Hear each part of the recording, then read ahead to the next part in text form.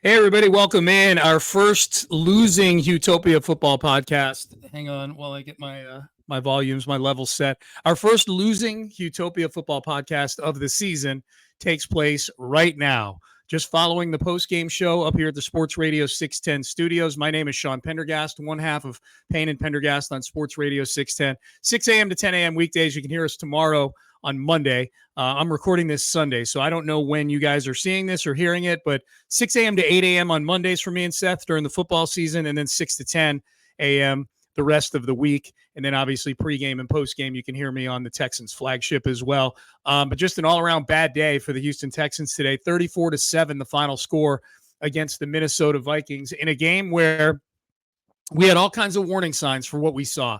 We said after the Colts game that the Texans probably played their B- game overall, giving up all those big plays. I think last week's game was probably the bigger warning sign with 12 penalties for 115 yards, still finding a way to win. But between turnovers and penalties, they allowed an inferior team like the Chicago Bears to stay close in that game. And we should have seen this coming, I suppose, that the Texans have yet to play their best game or anything remotely close to it this year. I guess we should just feel fortunate that they're 2-1 while playing at times decent football, but a lot of times shooting themselves in the foot. In this game, 11 penalties for 88 yards. Trust me, we're going to get into the penalties. Trust me, I'll get to Laremy Tunsil. I know that I'm looking at the text page right now from the postgame show, and I know you guys want to hear my thoughts on Laremy Tunsil. We will get to Laremy Tunsil. But as of right now, the Texans 2-1 on the season with Jacksonville coming in next week. We'll see on Monday Night Football. We'll find out tomorrow night what Jacksonville's record is going to be coming into this game. That could be a very desperate Jacksonville team coming in. I don't know that I've ever seen a player like a non-quarterback get as much heat from the fan base as I'm seeing Laremy Tunsil get throughout the early part of this season and especially today. Laremy, we probably took 20 phone calls on the post-game show. I would say 15 of them were about Laremy Tunsil. Here's the thing, and I agree with almost all of what was said about Laremy Tunsil. I do disagree with the one guy who compared him to Jose Abreu. That's a little much. Laramie's a good football player. Jose Abreu was a shitty baseball player. So that part, I can't go there. But yeah, like this, Laremy and the penalties, it has to stop. The problem is he is going to be your left tackle. They're not benching Laremy Tunsil. Somehow D'Amico or Chris Strouser or Bobby Slowick or somebody needs to get through to Laremy and have him stop doing these things. I was fairly infuriated by Laremy Tunsil's quotes to Aaron Wilson after the game. I will admit that these are quotes that that I'm reading. I don't know the voice inflection or what Laramie's tone was with these quotes.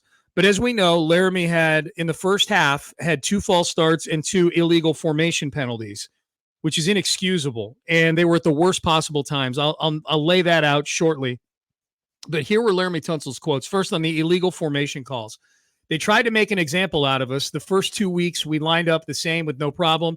Now it's a problem. I feel like somebody told them to make an example out of us. Got to call it the same on both sides, end quote. So it's the referee's fault, according to Laremy. It's not Laremy Tunsil's fault. Real nice accountability there by Laremy Tunsil. Then Laremy was asked about the false start penalties. And he says this, false starts, I want people to understand we all have to be on the same communication. I'll take accountability because they're calling my name, but it takes all of us, end quote. I don't know if you guys watch The Sopranos. If you haven't, feel free to go do so. It is still to this day the greatest television show of all time. But there's a scene where a character by the name of Paulie is tasked with organizing a hit on somebody from an opposing crew. And he ends up organizing the hit, but they whack the wrong guy. They end up whacking the father of the girlfriend of the person that they were supposed to whack, an old man. And Tony, the boss of everybody, finds out about this from Silvio, who's his consigliere, and he tells Silvio, shares the news with Tony that the wrong guy got whacked. And Silvio says, Paulie says that this is totally on him, but that he didn't do nothing. It's totally on him, but that he didn't do nothing. That's Laremy Tunsil. Laremy Tunsil is Paulie Walnuts. I'm going to read that again. False starts. I want people to understand we all have to be on the same page. I'll take accountability because they're calling my name, but it takes all of us. In other words, yeah, oh yeah, those false starts, they're on me, but it's everybody's fault. Laremy does this too many times for us to slough it off as if it's somebody else's fault. There's no other elite left tackle. Shit, there's no other mediocre left tackle that has issues like Laremy does, holding his water and not false starting. So if that were the case, if it's everybody's deal, I would think there'd be a few other teams that were dealing with this problem. But no, it's a Texans thing. It's a Laremy thing. And it's the timing of all of these. These are drive killers, man. They are drive killers. All right, I'll get to Laremy. Let's do 4 winners, 4 losers on this game. And then I got to get home because it's been a long day. So let's start with the 4 winners from this game. 34-7 win. As you can imagine, there are going to be very few Texans who qualify as winners for this game. So I'm going to start with former Texans. I'm going to start with John Grenard. Jonathan Grenard, 3 sacks, 3 tackles for loss. For some reason, they felt like blocking him with a tight end with Cade Stover was a good idea at times, or Dalton Schultz at times. If I'm Jonathan Grenard, I am taking that personally, and he did, and he had 3 sacks today. Jonathan Grenard was all over the place. So far, so good on that signing for the Minnesota Vikings. I mean, that Minnesota defense as a whole was all over the place, and I think that's the most disturbing thing, if you're a Texan fan, is that we have yet to see this offense operate for multiple series, for a quarter or a half at the level we expected it to. We've seen a lot of Nico Collins. We saw a lot of dink and dunk to Stephon Diggs today. But if there's a chess move to combat the 2 high safeties that they're seeing all the time to keep everything in front of them, seemingly running the football would be the counterpunch to that. They're either not willing to do it or they're bad at it. At times they're not willing to do it. At times they're just bad at it, other than the first game of the year with Joe Mixon. So good for Jonathan Grenard. Look, the Texans lost 34-7. So it's not like the Grenard sacks cost the Texans the game. I can be happy for that guy. Second winner, you know what? As few winners as there are on the Texans side. Good for you, Tim Settle. Getting in there and getting a couple of sacks. I wasn't sure if Tim Settle was going to make the team at the end of training camp because he hadn't practiced at all. Not only to make the team, he's firmly part of the defensive line rotation, and he had 2 sacks today. So good for you, Tim Settle. Nice job. Appreciate the effort. And go out and try and do it again. This is where we are right now with this game. Tim Settle is thought to be one of the winners for today. In fact, he's the only Texan I have as a winner. You guys tell me. Send me an email to the mailbag, houmailbag@gmail.com. Like think of the guys who we've had as winners the last few weeks. Like even Nico, he had 86 yards receiving. So much of it was in garbage time today. Diggs was good for parts of this game. He had 94 yards receiving. It was on 10 catches. Dalton Schultz, we'll get to him in just a little bit, unfortunately. I know Cam Akers got in the end zone, but he had 21 yards rushing in this game. It was just a shitty day, man. It's really hard to find winners in this thing. But I'll give Tim Settle some love. Sam Darnold.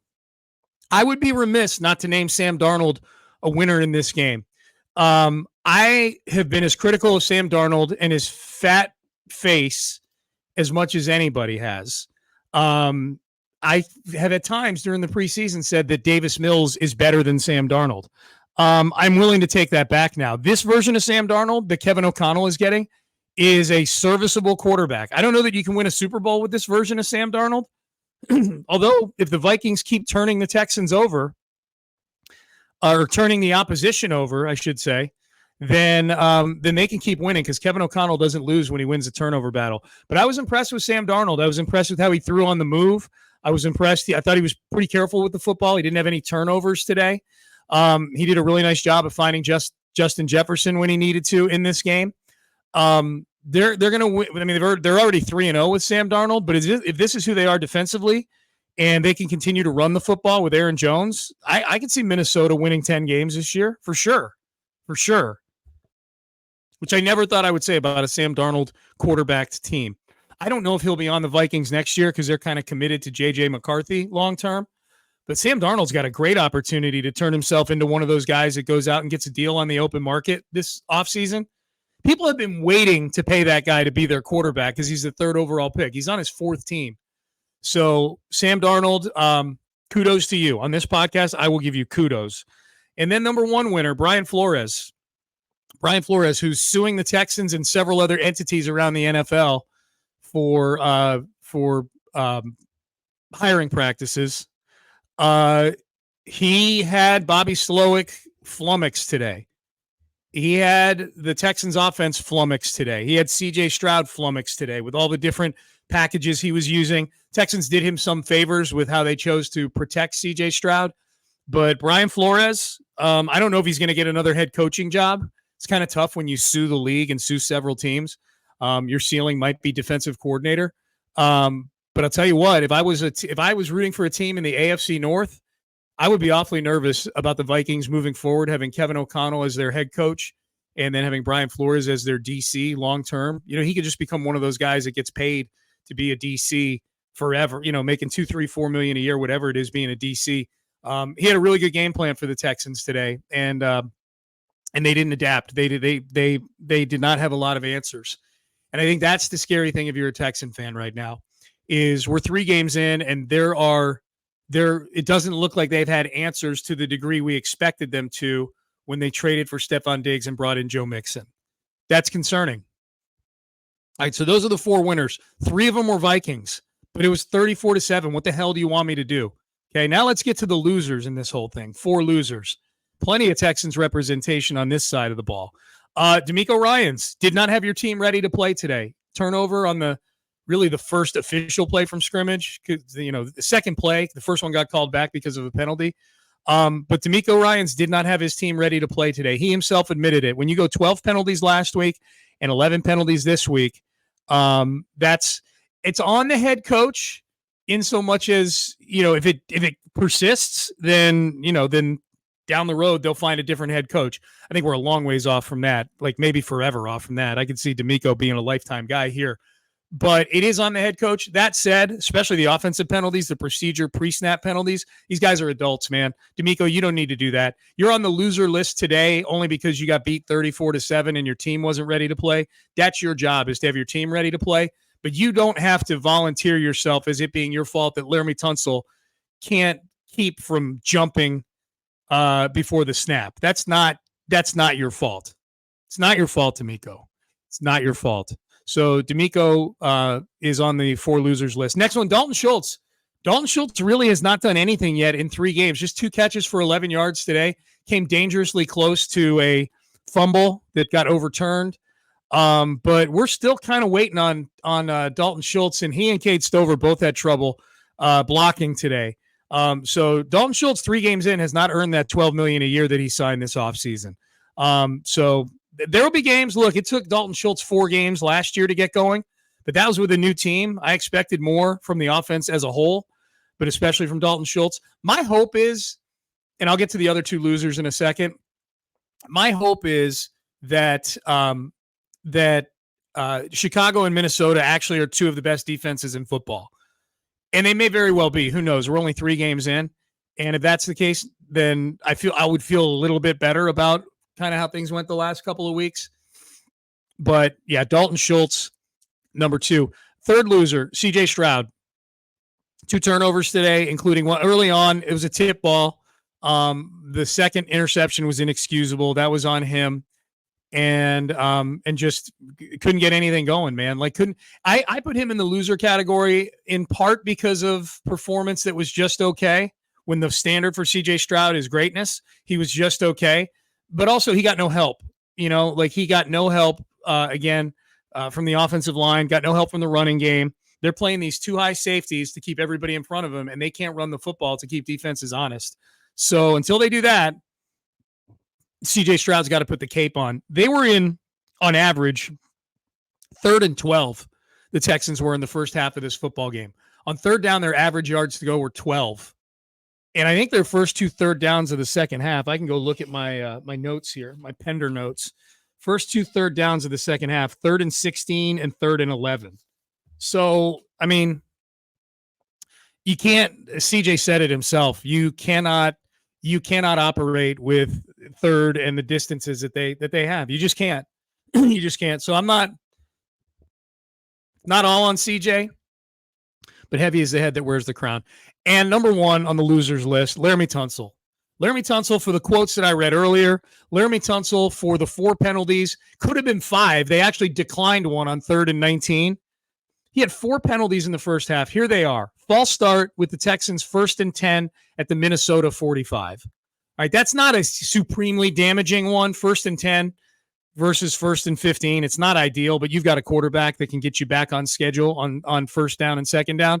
But still, unnecessary, a false start. And by the way, this is on the drive right after the Vikings scored the first touchdown of the game, and the Texans had something cooking. They had gotten a couple first downs, and as you can tell, they were in Minnesota territory, and then Laremy gets a false start, and it's just a collective 11-man or, 10-man kick in the junk. Laremy is turning around and kicking 10 people in the junk at the same time, like an octopus, but with 10 tentacles and steel-toed boots on them.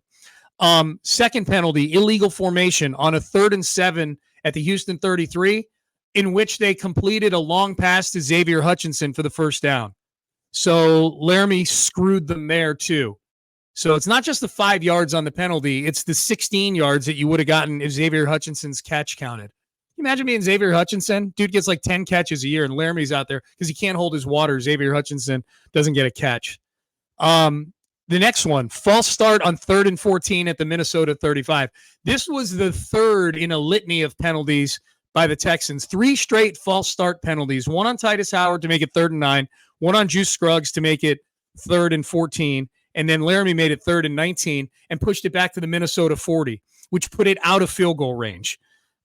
So you potentially cost your team 3 points there, King Tunsil. And then the last one, another illegal formation where it's just an issue lining up. 3rd and 10 at the Houston 40, nullified a Tank Dell catch of about 20 yards that would have put them in Minnesota territory, knocking on the door of field goal range. These are inexcusable penalties.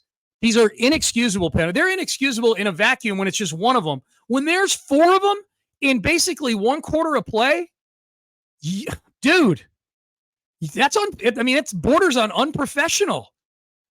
And then your excuse is that the false starts are an issue with the whole line, and that on the illegal formations they're out to get you. Get out of here with that. Accountability. You're a captain, dude. He's a captain. Just ridiculous, man. Just ridiculous. I feel you. Everybody who texted in, everybody who calls the show, I feel you. This should be easily fixable because it's not like Laramy's a bad player. He's a good player. The problem is I think he takes it more personally when some offseason power ranking says he's only the 6th best tackle in football as opposed to 1st. He takes that more personally than he does this team sucking at run blocking and sucking at times at protecting the passer. Take that personally. Man. All right, so there you go. 4 winners, 4 losers. I got to get out of here. Reminder, subscribe, rate, and review the podcast. Hopefully they come back next week against Jacksonville. Very anxious to watch this Jacksonville and Buffalo game tomorrow since these are the next 2 opponents the Texans play. I don't know if I want Jacksonville coming in at 1-2 or 0-3. I think at 0-3, they're going to come in pretty desperate.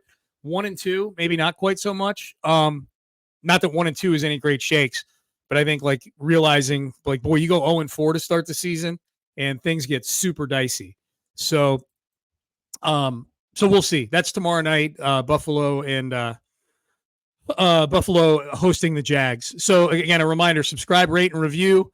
The mailbag on Tuesday should be popping, I would imagine. A lot of Laremy Tunsil questions, I would guess. houmailbag@gmail.com. If you're watching this on the stream, on the YouTube stream, you can see the email address right there, houmailbag@gmail.com. So for my producer, Anthony Irwin, I am Sean Pendergast. We are out of time. We'll see all of you later this week, Tuesday, for a little mailbag action on the Utopia Football Podcast. Have a great night, everybody.